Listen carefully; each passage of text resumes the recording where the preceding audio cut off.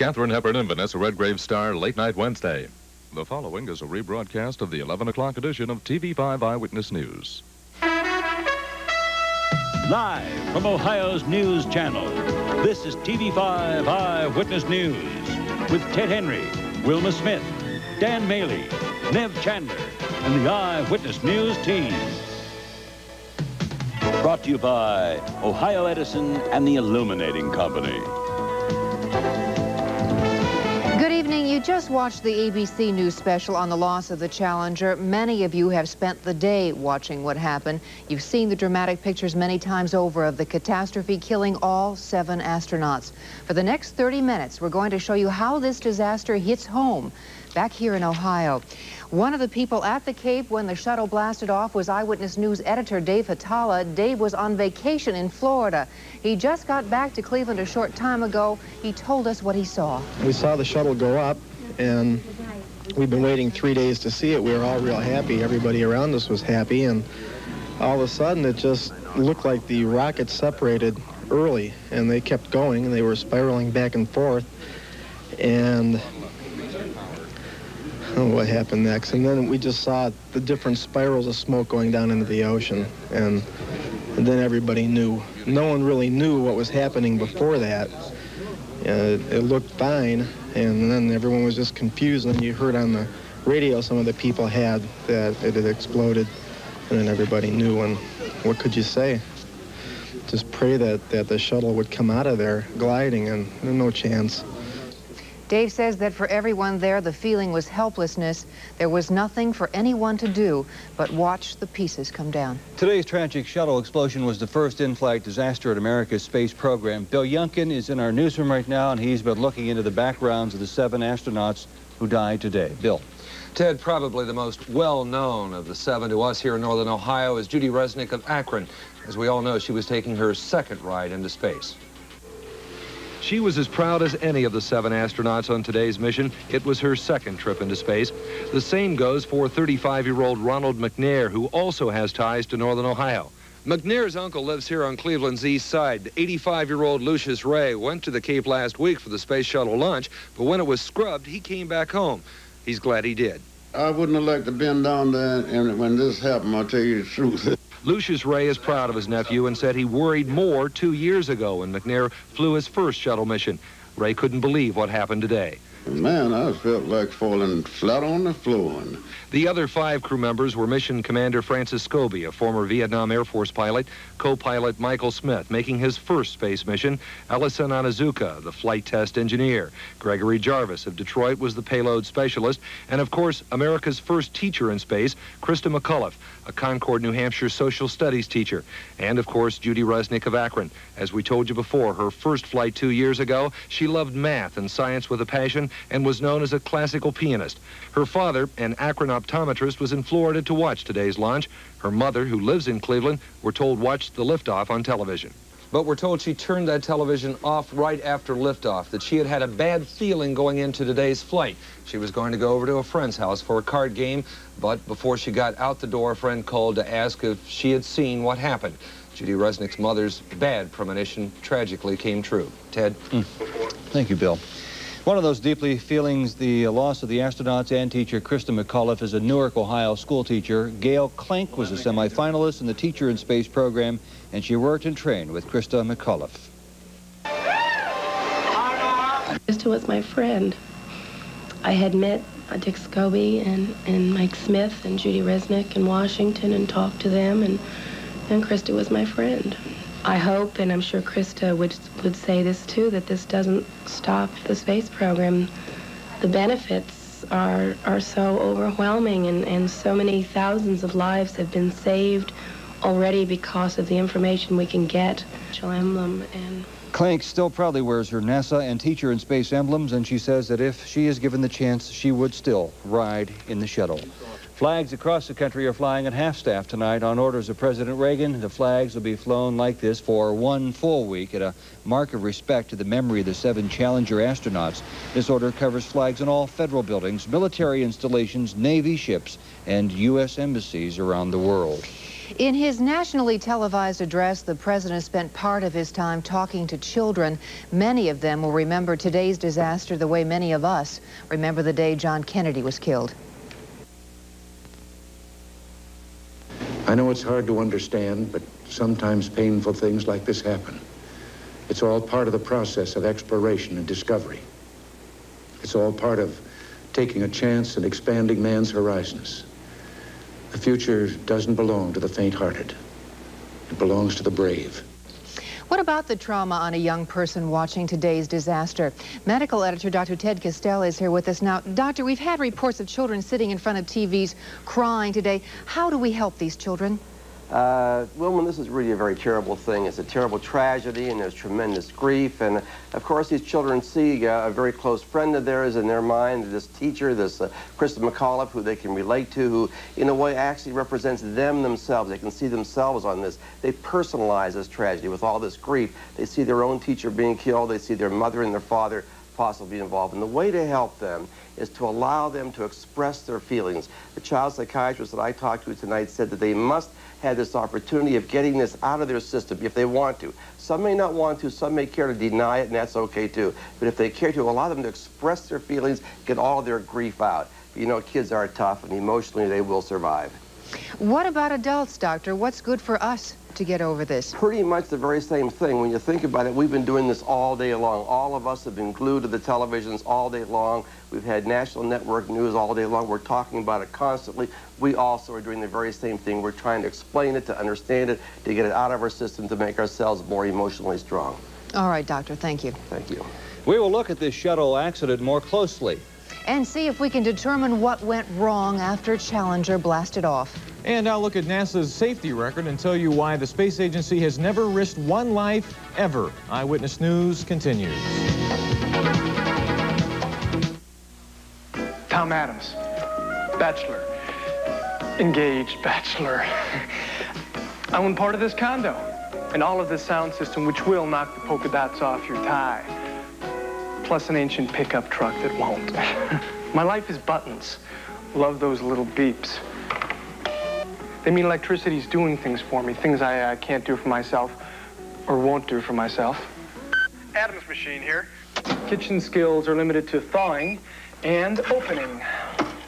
I need that woman. Buttons sure help, especially this one. I set it where I like it and I forget it.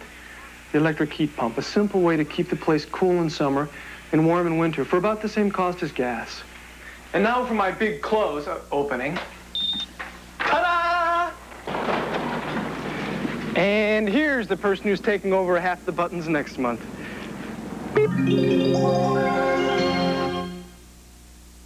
Well, the search for what's left of the space shuttle will resume at daybreak tomorrow. It was called off this evening shortly after the sun set. Even though helicopters and search planes have been recalled, ships will continue to patrol the area throughout the night. The largest piece of debris seen so far, by the way, measured only 2 feet wide and 5 to 10 feet long.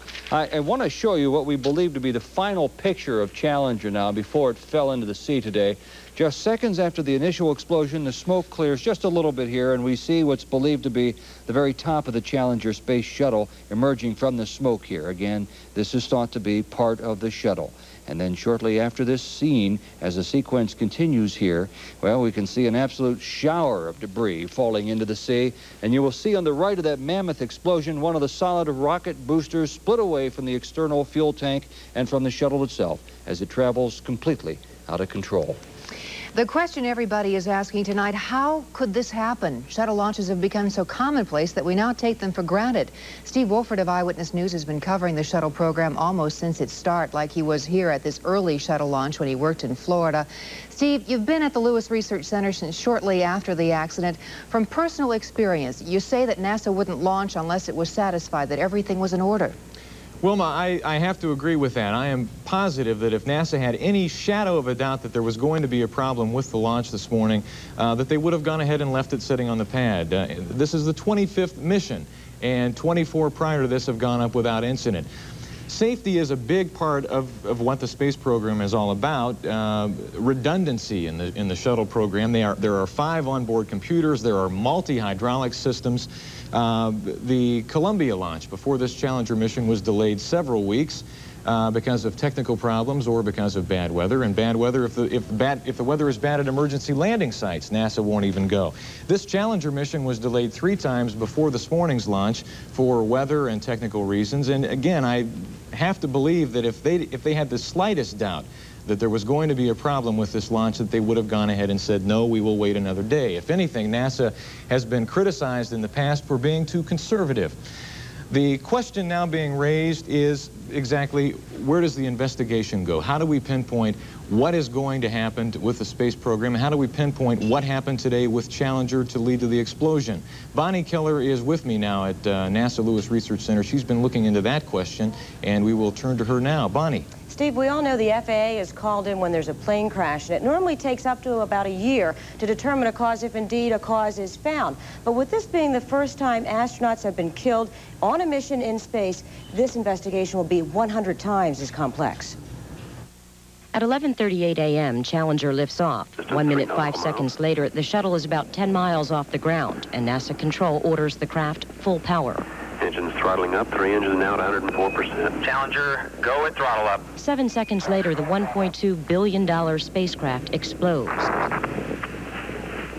Debris falls for almost 50 minutes. Then rescue teams move in search of survivors. None are found. NASA has a formidable task ahead, according to Larry Ziegelmeyer, the director of the Aviation Safety Institute in Columbus. He says in the case of an airplane crash, the FAA looks for clues from the black box. But a shuttle itself is a black box, a highly censored device sending messages by computer in split seconds back to mission control. It took 1 second for the shuttle to explode in a ball of gas, but there are thousands of pieces of information to analyze in that 1 second. NASA investigators, along with a team from Rockwell International, the builder of the shuttle, and various subcontractors will all work to piece together why this tragedy occurred. During the first 4 shuttle missions, the crafts were equipped with ejection seats for the 2 pilots. Then NASA decided to pull the seats out of the program because the feeling was there wouldn't be enough time to eject in the event of an explosion. So, Steve, there are an awful lot of questions tonight, and I'm sure the answers will be slow in coming. All right, Bonnie. As you can imagine, the scene at the Kennedy Space Center this morning was one of shock. Rick Schneider of our sister station WPTV in West Palm Beach, Florida, filed this report just a little while ago on what's happening at the Kennedy Space Center tonight. By now, the nation knows well the few facts that are available, and they are frustratingly few. The Space Shuttle Challenger exploded without warning approximately 1.5 minutes into its flight. Search teams were dispatched. They found nothing to indicate any survivors, and indeed, NASA does call this a non-survivable situation. NASA has established a task force to investigate what happened. That, of course, will take a long time to do. Until such time as that has been determined, NASA has frozen all future shuttle flights. There will be no more shuttle liftoffs until they decide within themselves that is indeed safe. The mood here at the Kennedy Space Center among the reporters and the NASA staff, which is helping them, has been one of professionalism. After the initial shock wore off, hundreds of crews that were not here for the regular liftoff did arrive for the covering of this tragedy, and indeed things have been too chaotic for anyone to pause and reflect about the import of this. That will surely happen in the coming hours and days. From the Kennedy Space Center, reporting for TV5 Eyewitness News, I'm Rick Schneider. In its 10th mission in 3 years, the Challenger did rack up a rather impressive track record. It was the shuttle used to fly the first woman into space, the shuttle used to fly the first black astronaut into space. It was the first spacewalk from a space shuttle, and it involved the first satellite retrieval and repair. So, in fact, it was a very capable shuttle, and we can only wonder now what will happen. Wilma. All right, Steve. The best and brightest people in the world are heading for one spot to try to find out what went wrong with the Challenger. Because so many of the experts are from Ohio, we sent Michelle Holden to cover their work. As you know, Ohio's link to the space program dates back to the beginning, to the 60s, with Senator John Glenn and Neil Armstrong. Tomorrow on Eyewitness News, we'll have interviews with some former shuttle astronauts who live in Houston now but are from Ohio. Until then, Michelle Holden, Eyewitness News, Hopkins Airport. We will have more, of course, on the shuttle tragedy, plus reaction from around the globe as Eyewitness News continues. But first, Dan Maley will be here to tell us if there's any end in sight to our cold weather. You are about to make a choice. Over time, it could save you hundreds of dollars. This is a ballot like the one your local phone company is sending out, asking you to choose a long-distance company. Choose MCI Dial 1 long-distance service. There are no extra numbers to dial. You can use any phone, push button, or rotary. With MCI Dial 1 service, you can call anywhere AT&T goes across the country anytime. If you don't have a ballot yet, just call this number so you can finally start saving money on long distance. If the who's, what's, and where's of opening an IRA are getting you down this year, relax. The Huntington makes it simple. With an interest rate that's guaranteed for 18 months, no matter what. And simpler still, all it takes is a phone call to 1-800-533-5225. So call the Huntington tomorrow for your IRA and relax.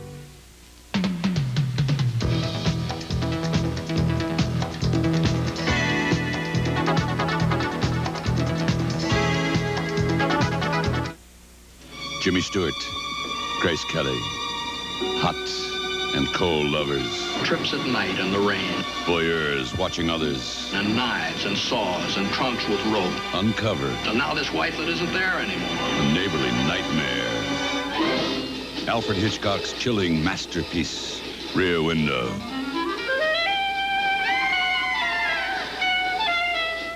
Late Night Saturday.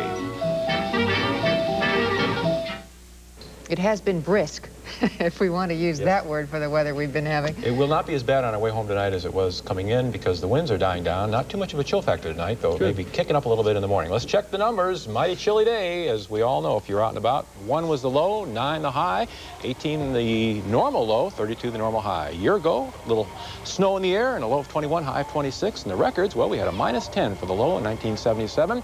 And a 59-degree high back in 1914. Sun comes up tomorrow morning at 7:42 and down tomorrow evening at 5:40. Air quality today was good. And right now, our temperature at the warmest point that it has been throughout the day. We're back up to 9 degrees after falling to 5 degrees earlier in the evening. Humidity is high at 73%. The barometer now starting to fall very slowly at 29.88. And the winds out of the south, as I mentioned, not too strong right now, at 8 miles per hour. Well, let's go to the satellite picture. You can see Ohio is buried under a lot of clouds. Earlier this evening, the moon was trying to peek through, but the clouds are continuing to thicken up, and they will continue to do so. Storm system now moving across Iowa is setting down some snow. In fact, Cleveland radar starting to pick up just a little bit of light snow just west of Toledo, but most of the snow that's reaching the ground is western Michigan, northern Indiana, and Illinois. And that storm is going to be tracking right down across northern Ohio, so it looks like it'll be dragging that snow in here. You want to peek out the window when you get up tomorrow morning because no doubt it will be snowing and slippery roads. Not a heavy snow accumulation, but enough to mess up the roads once again, and the snow should not ease up until tomorrow afternoon. Nationwide, most of the stuff falling from the clouds is across the northern part of the country. And travelers all over like these at the Frankfurt airport stopped in their tracks at the reports of the disaster today. And Canadian Prime Minister Brian Mulroney called the shuttle crew truly brave people. And he said that this tragedy will not stop Canada from taking part in the U.S. space program. People all across America in cities, towns, and neighborhoods are also grieving this loss, but many feel like a French astronaut who was aboard Discovery last June that the astronauts did not. That's it. You've won the trip of a lifetime on Wheel of Fortune, and it could change your life. You're a very lucky girl, and I have the feeling that tonight your life will change. Wheel of Fortune, whose life will it change tonight?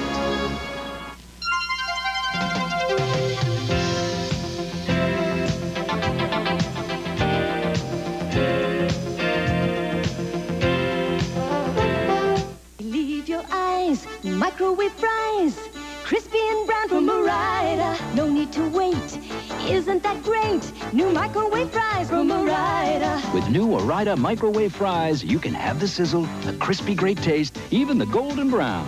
And you can have it in no time. Neat little pack, great for us.